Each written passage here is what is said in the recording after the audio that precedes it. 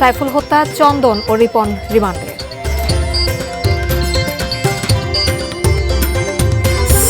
কোনো আগ্রাসন সহ্য করা হবে না, কুমিল্লায় জামায়াত আমিরের হুঁশিয়ারি। দিনাজপুরের বীরগঞ্জে বাস ট্রাকের সংঘর্ষে নিহত 4। এবং সিরাজগঞ্জে টোলের নামে চাঁদাবাজি, ধর্মঘটের হুঁশিয়ারি চালক মালিকদের।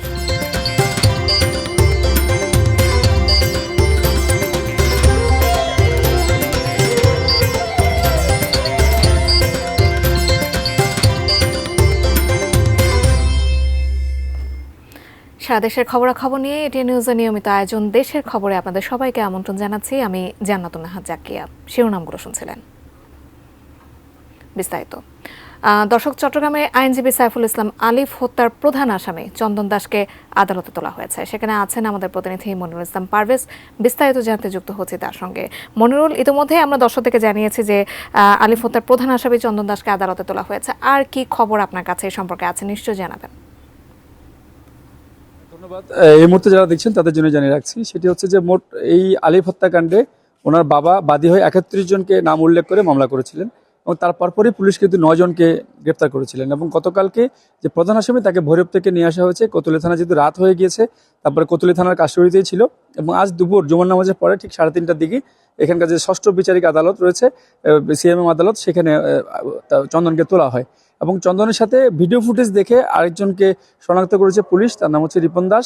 সেও সেই আলিফকে কিন্তু কুপিয়েছে। এ ধরনের একটি ভিডিও ফুটেজে পরিষ্কার সেটি দৃশ্যমান দেখতে পেরেই তাকেও কিন্তু একসাথে আদালতে তোলা হয়েছে। এবং পুলিশের পক্ষ থেকে দুজনকেই 10 দিনের করে রিমান্ড আবেদন করা হয়েছিল এবং আদালত সেটি পর্যালোচনা করে প্রধান যে আসামি চন্দন দাস তাকে 7 দিনের রিমান্ড মঞ্জুর করেছেন এবং রিপন দাসকে 5 দিনের রিমান্ড মঞ্জুর করেছেন।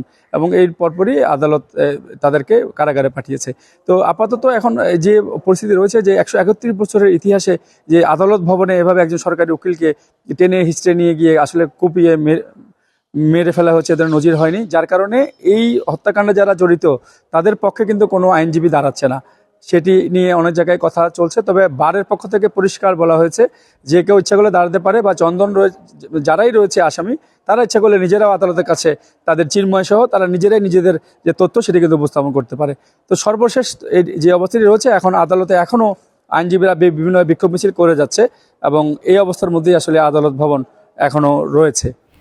মনিরুল, ধন্যবাদ আপনাকে। আপনি সেখানে থাকুন, নিশ্চয়ই পরবর্তী সংবাদের সম্পর্কে বিস্তারিত জানার জন্য আমরা আবার আপনার সঙ্গে সংযুক্ত হব। সহকর্মী মনিরুল ইসলাম পারভেজ আমাদের সঙ্গে আদালত প্রাঙ্গণ থেকে সংযুক্ত হয়েছিলেন চট্টগ্রাম থেকে। এবার অন্যান্য খবর জানাচ্ছি। বাংলাদেশের 1 ইঞ্চি জায়গাও কাউকে ছাড় দেওয়া হবে না, কোনো আগ্রাসনও সহ্য করা হবে না। সব ধরনের উস্কানি কিংবা অপপ্রচারের বিরুদ্ধে এক হয়ে লড়াই চালিয়ে যাবে এদেশের মানুষ।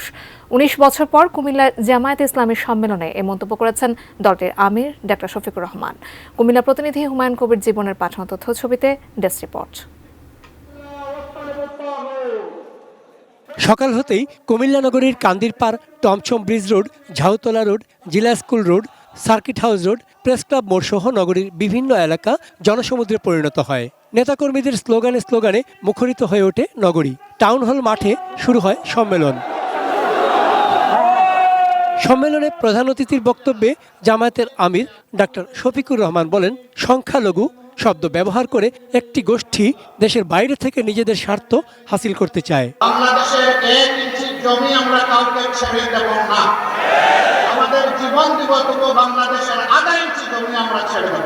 এ সময় তিনি অন্তর্বর্তী সরকারকে উদ্দেশ্য করে বলেন, একটি অবাধ সুষ্ঠু নির্বাচনের জন্য সংস্কার প্রয়োজন, তবে সেজন্য সংস্কারের গতি বাড়াতে হবে। অতি দ্রুত যৌক্তিক সময়ে নির্বাচন দেওয়ার আহ্বান জানান তিনি। সংস্কারের গতি বাড়িয়ে মৌলিক সংস্কারগুলো করে একটা সুষ্ঠু নির্বাচন জাতিকে উপহার দেব। আপনারা যেন ইতিহাসে স্মরণীয় হয়ে থাকতে পারেন।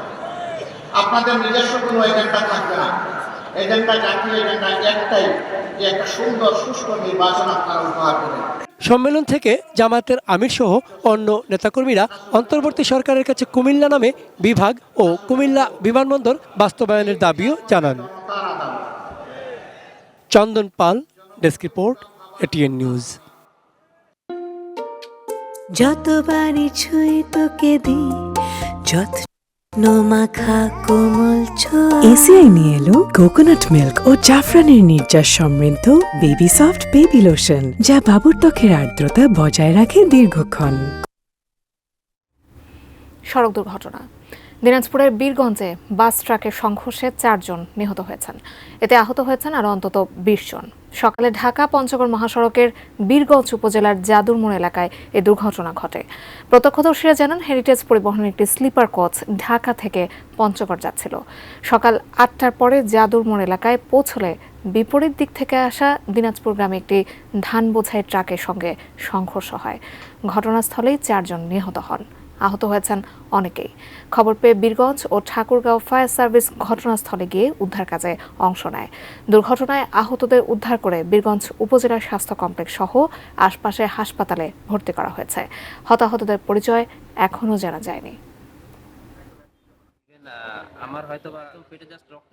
চাকরি বাকরি করে না, আমার কিছু সঞ্চয় তো অবশ্যই দরকার।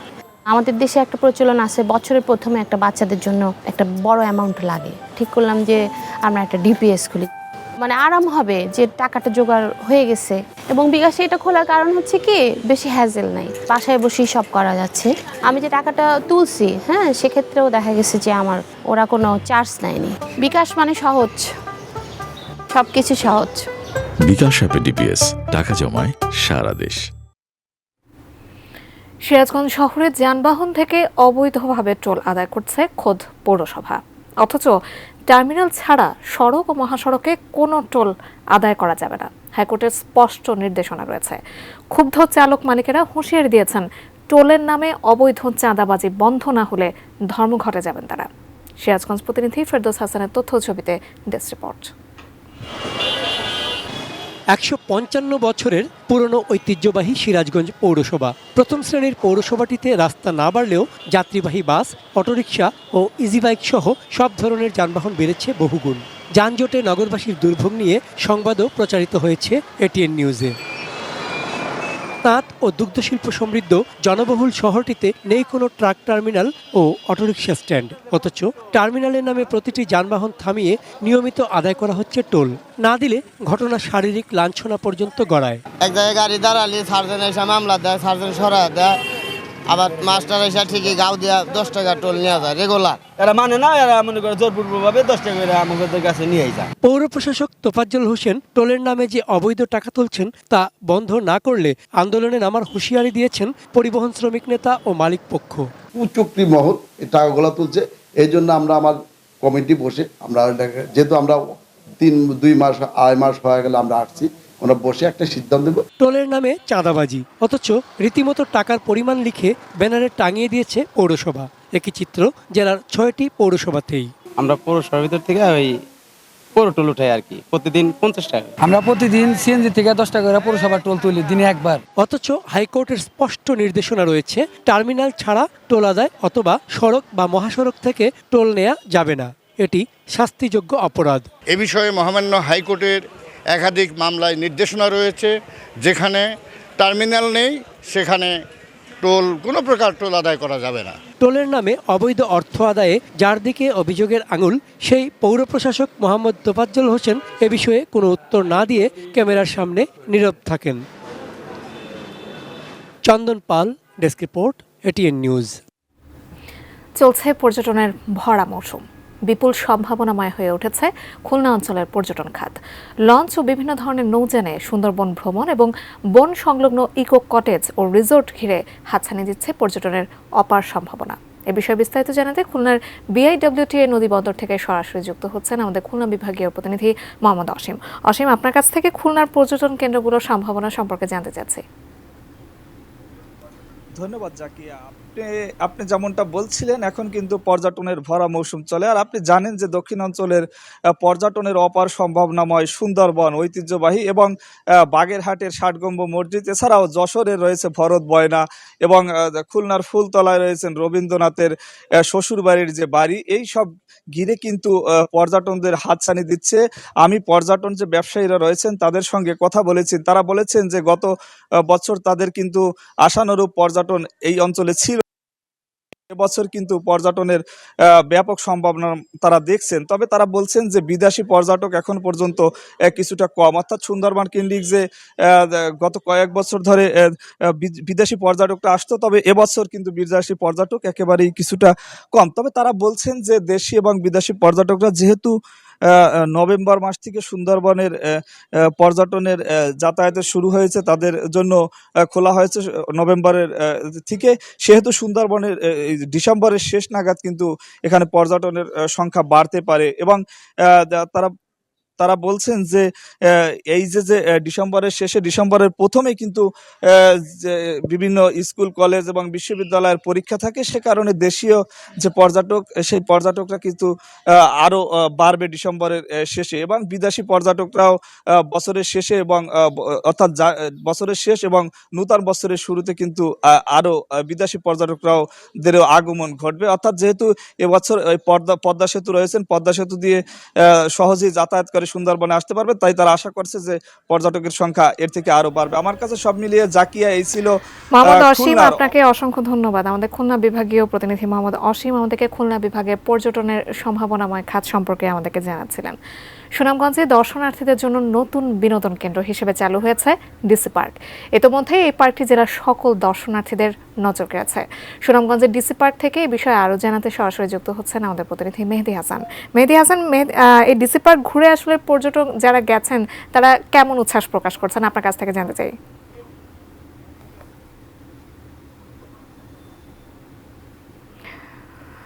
তো সহকর্মী মেহেদি হাসান এই মুহূর্তে আমাদের সাথে আছি সুনামগঞ্জের সুরমাবেলি ডিসি পার্কে। এই পার্কটি আসলে সুনামগঞ্জের একমাত্র বিনোদন কেন্দ্র হিসাবে আছে এবং সুনামগঞ্জে আর কোনো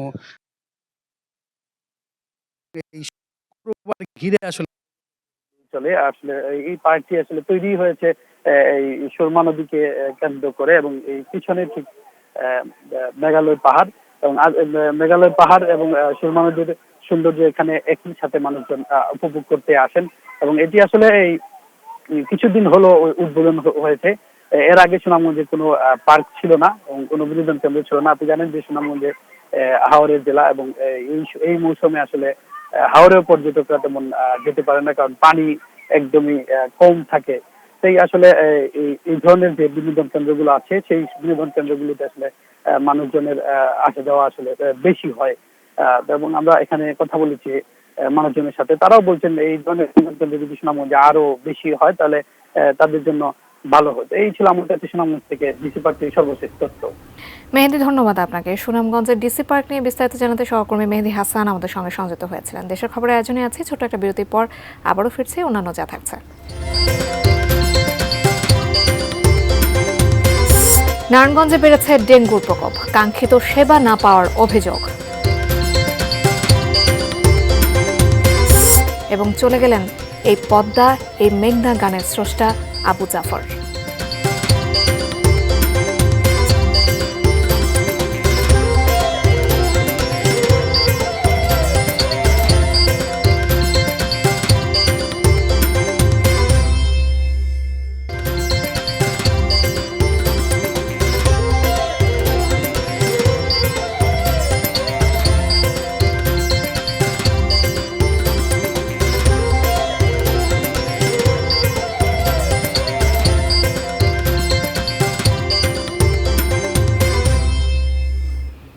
বিরতির পর ফিরে এলাম দেশের খবরের আয়োজনে। ধন্যবাদ সঙ্গে থাকার জন্য। পঞ্চগড়ে সদর উপজেলায় ভারতীয় সীমান্তরক্ষী বাহিনী বিএসএফ এর গুলিতে আনোয়ার হোসেন নামে এক বাংলাদেশি নাগরিক নিহত হয়েছেন। ভোররাতে সদর উপজেলার হাড়ি ভাষা ইউনিয়নের মমিনপাড়া ও ভারতের সিংপাড়া সীমান্তের মেইন পিলার 751-এর 8/9 নম্বর সাব পিলারের মাঝামাঝি এলাকায় এ ঘটনাটি ঘটে। নিহত আনোয়ারের বাড়ি জেলার তেঁতুলিয়া উপজেলার দেবনগর ইউনিয়নে। তিনি ওই এলাকার রফিকুল ইসলামের ছেলে। বিজিবি জানায় নিহত আনোয়ার হোসেন গরু চোরা কারবারির সাথে জড়িত ছিলেন। এ ঘটনায় বিজিবির পক্ষ থেকে প্রতিবাদ জানিয়ে চিঠি পাঠানো হয়েছে। পতাকা বৈঠকের মাধ্যমে লাশ হস্তান্তর করা হয়।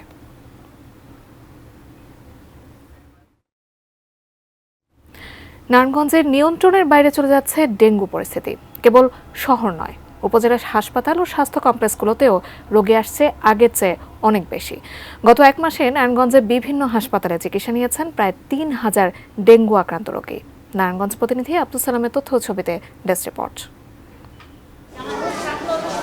নারায়ণগঞ্জ 200 শয্যার হাসপাতালে উপচে পড়া ভিড়। ডেঙ্গু রোগীদের সেবা দিতে হিমশিম খাচ্ছেন চিকিৎসক ও নার্সরা। শহরের খানপুরের 300 বেড ও 200 বেডের জেনারেল হাসপাতাল সহ 2500 বন্দর রূপগঞ্জ উপজেলা স্বাস্থ্য কমপ্লেক্সে গত 1 মাসে প্রায় 3000 ডেঙ্গু রোগী চিকিৎসা নিয়েছেন। এই হিসাবের বাইরেও বেসরকারি ক্লিনিক এবং ঢাকার বিভিন্ন হাসপাতালে গিয়ে চিকিৎসা নিচ্ছেন অনেকেই। তবে সরকারি হাসপাতালগুলোতে কাঙ্ক্ষিত সেবা না পাওয়ার অভিযোগ রোগীদের। স্যালাইন এরা নিজে থেকে দিয়েছে, হয়তো পরবর্তীটা কিনতে হইতে পারে। আর এমনি দেখে এরা যা টেস্ট করা সব বাইরে থেকে টেস্ট করা, ওটা টাকা লাগে অনেক বেশি। চিকিৎসা পাইতাছি না আর কি। আপনার 2টা স্যালাইন দিছে, আর একটা প্যারাসিটামল, আর একটা গ্যাস্ট্রিকের ট্যাবলেট, এই আর কি। আমরা চাইতাছি সরকারি হাসপাতাল ভর্তি হয়েছে, হেরা সবকিছু দিয়ে আমাকে সাহায্য করবো। এমন অভিযোগ অস্বীকার করে সিভিল সার্জন বলেছেন, রোগীর চাপ বেশি, তবে সব ধরনের চিকিৎসা সেবা দেয়া হচ্ছে। ডেঙ্গু রোগীর জন্য যেটা দরকার মেইন, তো তার হচ্ছে ডায়েট এবং তার হচ্ছে বিশ্রাম। এখানে খুব বেশি অ্যান্টিবায়োটিক বা অন্য কোনো ধরনের ওষুধ দরকার হয় না। অতিরিক্ত বা ওষুধের কারণে কিন্তু ডেঙ্গু ক্ষতিগ্রস্ত হয়।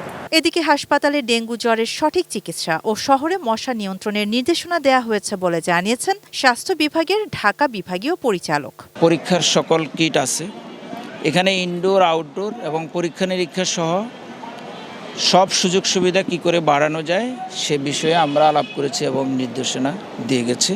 ডেঙ্গুর প্রকোপ কমাতে মশা নিধনে দৃশ্যমান পদক্ষেপ নেয়ার দাবি নগরবাসীর। শাহানা জাহান, ডেস্ক রিপোর্ট, ATN নিউজ। এবার একটি শোক সংবাদ। দেশের খ্যাতিমান গীতিকার সুরকার আবু জাফর আর নেই। ইন্না লিল্লাহি ওয়া ইন্না ইলাইহি রাজিউন। রাজধানীর একটি হাসপাতালে চিকিৎসাধীন অবস্থায় বৃহস্পতিবার দিবাগত রাত 3:30টার দিকে মৃত্যু হয় তার। মৃত্যুকালে আবু জাফরের বয়স হয়েছিল 82 বছর। বার্ধক্যজনিত নানা জটিলতায় বেশ কিছুদিনই অসুস্থতায় ভুগছিলেন আবু জাফর। তিনি 1 মেয়ে ও 3 ছেলে রেখে গেছেন। বরেণ্য সঙ্গীত শিল্পী ফরিদা পারভিন ছিলেন তার সাবেক স্ত্রী। গীতিকারের মরদেহ নেওয়া হয়েছে জন্মস্থান কুষ্টিয়ায়। আসরের নামাজের পর কুষ্টিয়া সরকারি কলেজ মাঠে তার জানাজা হবে। তারপর তার পারিবারিক কবরস্থানে দাফন করা হবে। এই পদ্মা, এই মেঘনা আবু জাফরের সৃষ্টি। এই গান তাকে নিয়ে গিয়েছিল অনন্য উচ্চতায়। গানটির বিবিসি জরিপে সর্বকালের সেরা 20টি গানের মধ্যে স্থান করে নিয়েছিল। গুণিয়ে মানুষটির প্রয়াণে শোকস্তব্ধ দেশের সঙ্গীত ভুবন। চুয়াডাঙ্গা কলেজ ও কুষ্টিয়া সরকারি কলেজে বাংলা বিভাগের অধ্যাপক ছিলেন তিনি। তার জন্ম কুষ্টিয়ার কুমারখালীর চাঁদপুর ইউনিয়নের গড়ের বাড়ির কাঞ্চনপুর গ্রামে।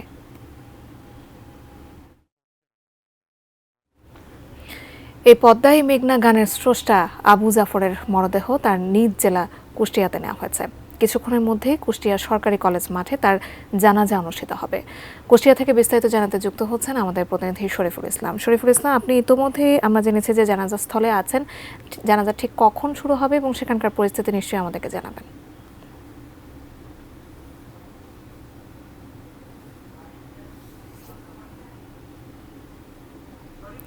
দর্শক, আমাদের সহকর্মী শরীফুল ইসলাম আমাদের সঙ্গে এই মুহূর্তে আছেন। শরীফুল, আমাকে নিশ্চয়ই শুনতে পাচ্ছেন আপনি? দর্শক, আমরা নিশ্চয়ই পরবর্তীতে আপনাদেরকে এই ব্যাপারে জানানোর চেষ্টা করব। এবার একটা বিরতি নিয়ে ফিরছি, আমাদের সাথেই থাকুন।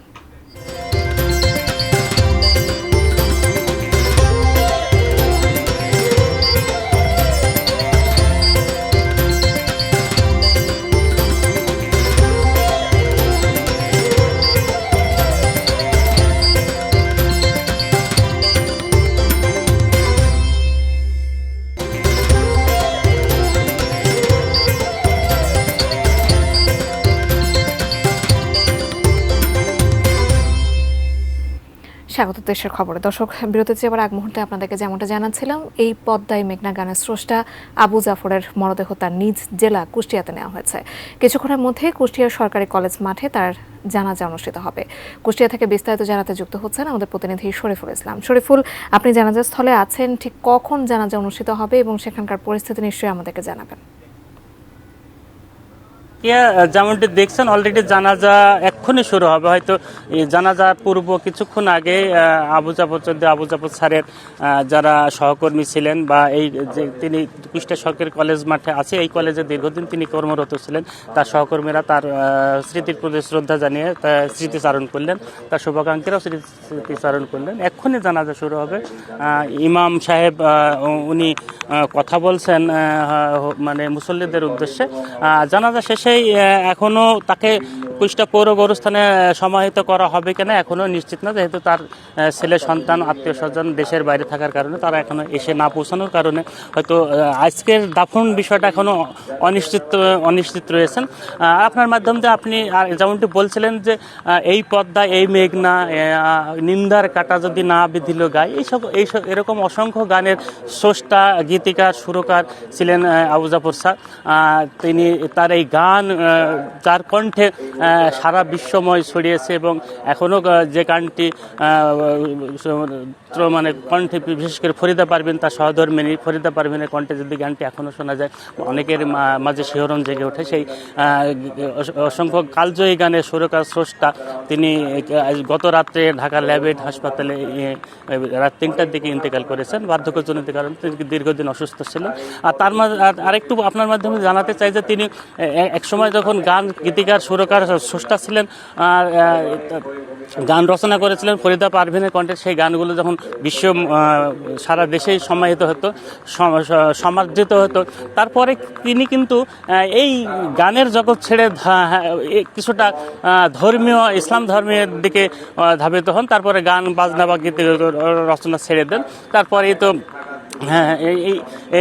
তিনি দীর্ঘদিন অসুস্থ হওয়ার কারণে ল্যাবেট হাসপাতালে ভর্তি হন। গত রাতে তিনি মারা যান।